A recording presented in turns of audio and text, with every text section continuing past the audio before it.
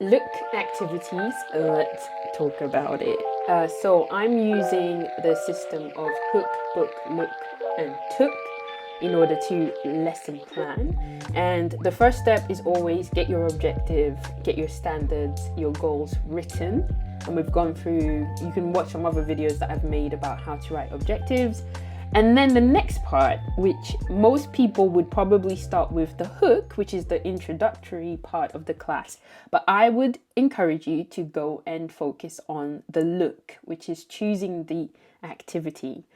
I've just, over the years, I felt like once you have your objective clear, the next best thing to go on is to choose the activities you want your students to do, because the objective and the activities will be really closely linked. Because remember, the whole lesson is about what you want your students to achieve, and they're going to be achieving a lot through the activities. So go on to that, choose your activities that support the objective or that will enable your students to perform the objective. And then once you've got that cleared out, you can then pick the right introductory activity that helps you to kind of tell the students what the topic will be about. And then you can also focus on what words will the students need in order to be able to do the activities. Kind of the lesson flows a lot better when you focus on the activities before going into detail about the rest of the class. Is that you want to choose activities that promote critical thinking, and you can do that even within your EFL or ESL classroom. So you always want to focus on activities that kind of promote 21st century skills. Now, these are skills that they're going to need later on when they're looking for jobs or working. And you might be thinking, but why do they need those skills now? It's never too early to start. And actually, the more they do this, the better they get at it. And they might even just do really great things a lot earlier on because they've just been exposed to a higher level of learning. So make sure that amongst the skills that you are encouraging your students to use, that you are also including all of these, and not just academic skills, but also life skills. These are really important as well because they're so crucial. When you get a job, you need to actually work well with people or be a nice person or be slightly sociable. All of those things are important. Okay, next up, again, if you're not familiar with like choosing activities or you find it a bit hard, I highly encourage you to choose activities according to Bloom's taxonomy kind of level of thinking. So there's 6 levels. Creating is the highest, remembering is the lowest. Now, it's usually in a pyramid, but I quite like the circular version, the wheel version, because it shows you that none of the skills are more important than the other. All of them are important and they work together in order to kind of create a well-rounded person, a well-balanced person. So whenever you're picking out an activity, just know which level that the activity is at, so that again, as a teacher, you're always aware. Are you balancing out your activities? Are you always keeping your students at the lower end of the levels of thinking, or are you challenging them with the higher end? Are you mixing and matching? So it's a really useful tool to be able to kind of know what is the level of your activities and then how often you're challenging your students as well. So it can help you to plan out your lessons. So what you do is obviously you will use the wheel to write your objective, but then also within the wheel there's different ideas of the type of maybe skills or activities that you might be able to do. Okay, so I'm going to go through for each level of Bloom's taxonomy. I'm going to go through some activities that you might do that will be more related to teaching English as a second language or as a foreign language. So at level 1, remember this is a base level. You might use this level at the start of a unit when students are not familiar. Maybe you want to know what students know, or the topic is very new to them. Here are some activities that you can do. I'm only giving 2, but there's so many more. Label a picture, right? So you give them this activity. What can they remember from the words that you've learned so far? And you can always give your students different, you can allow them to either write or draw, up to you. But in this case, actually, you're cutting and pasting. So I assume at the bottom of this page, there are some words that your students can cut and paste onto the paper. Second activity, which is always super fun, is the memory game. So you can play it in two ways, but you basically show your students a bunch of pictures related to the topic you're teaching, and you can tell them they can look at it for 30 seconds. After 30 seconds or 1 minute, however long you decide, you take the pictures away and they have to write or draw or both what they remember. And it's super fun. What I've seen also that's a little bit more challenging is when you show the pictures one by one. Like, you can show the pictures all together, but it's so much harder when you show the pictures one by one. It gets everybody's brains working. And level 2, which is understanding. You've got 3 ideas this time. Odd one out, guess who, read and draw. We're testing our students' ability to understand information. That means taking information from one thing and translating it or explaining it into a different form. So in here with the odd one out, students need to be able to pick out what is the thing that doesn't belong in these pictures. And this is a very obvious and easy one, but when you start using words or more complex vocabulary, it might get a little bit harder.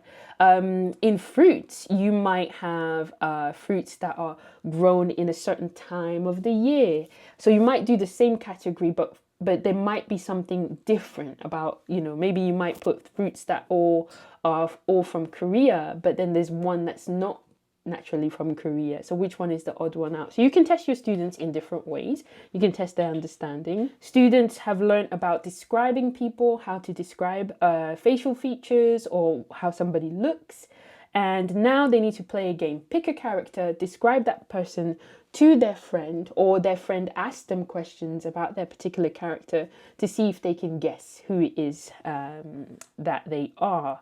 It's a great way to just, put those words into practice. Read and draw. Here you've got students need to be able to kind of translate words into drawings, or vice versa, drawings into words. So again, the students show their understanding by taking one form and transforming it into another. All right, next up, applying. Here in applying, what you want to encourage your students to do is to personalize the learning and to apply it to a new situation. So level 1 and 2, it's fine that the students stay within the textbook, within the language that you've provided. But level 3, we're now pushing them out into the real world. How do we use this language and what we're learning, this grammar form, in our world? In a restaurant, or when we go to the supermarket, or when we are in the classroom.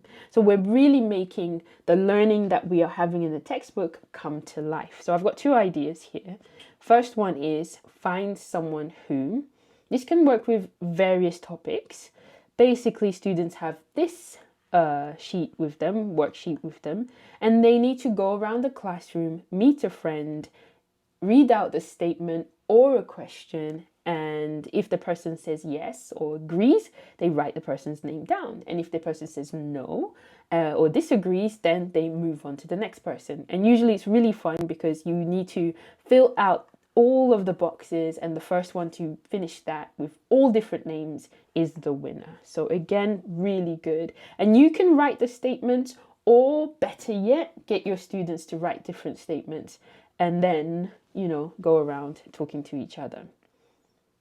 Complete the comic. So give your students a partially completed comic strip or worksheet like this, and then students have to kind of, fill out the rest of the boxes. What do they think happened? So the students need to think about the situation in the first picture and then complete it. And it's a really great way, again, to see how are they applying what they've been learning, and to see also their thinking as well. Level 4. Analyzing. In analyzing, you're breaking things down, and then you're also observing the relationships between different things. So you're seeing how things work together, what are the relationships, and then kind of providing an explanation for it.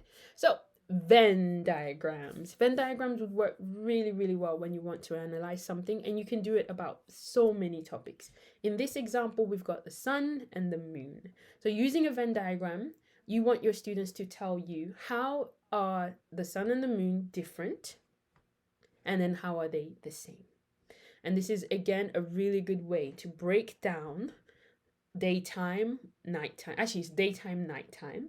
And then how are they the same? How are they alike? So breaking down the information, seeing how they're the same and how they are apart. And then maybe you can get your students to write 1 or 2 sentences of what they learned. Here, grouping. So again, we're using some kind of chart. Here, it's a T chart that we're using. We've got 2 sides, and students need to group objects that give off light and then group objects that reflect light. Again, we're breaking things down and then we're putting them into the categories they belong.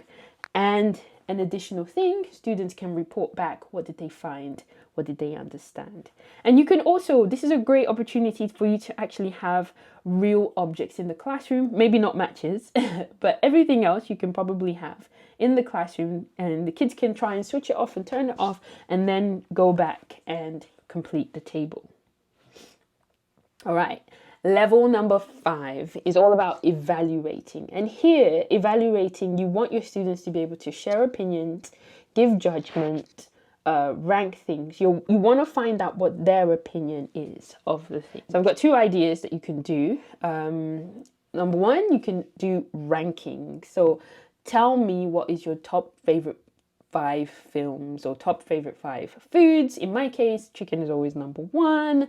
Potatoes is also up there, probably number 2. Number 3 would be what's number 3? Bread. Bread. How can I forget bread? Oh my gosh, probably it's bread, chicken, potatoes, and then maybe something like beef, and then mangoes, like top 5. Anyways, you get your students to rank items or things that they've been learning about.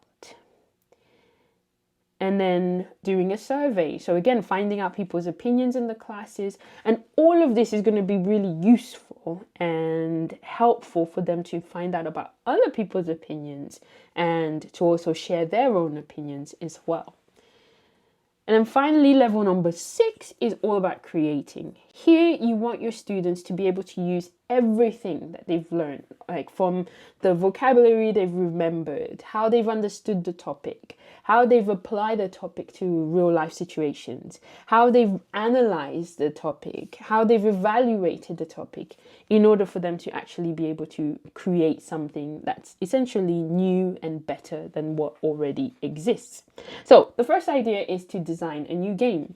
So this will be really good if you give your students a problem, a typical problem that maybe many people, for example, in Korea have. They struggle a lot with a, and the, and knowing which noun goes with a and which one goes with the and which one goes with nothing or and whatever. So students can be tasked with creating a new game to address that problem. Now, in order to be able to do that, they need to be able to remember the vocabulary related to the topic. They need to be able to understand the rules of how to use a, and the. They need to have applied a, and the in different situations in real life, for example, at the grocery store or in the classroom. They need to be able to analyze, break down, and understand which rules goes with what. And they need to also be able to rank, give judgments, opinions, evaluate. Maybe they can this time can evaluate how people feel about a, and the games. So what would they look for if they want to be entertained by a game? What is it that they're looking for? And then they can create a really awesome game that targets, that fits the audience and answers that question and provides something new.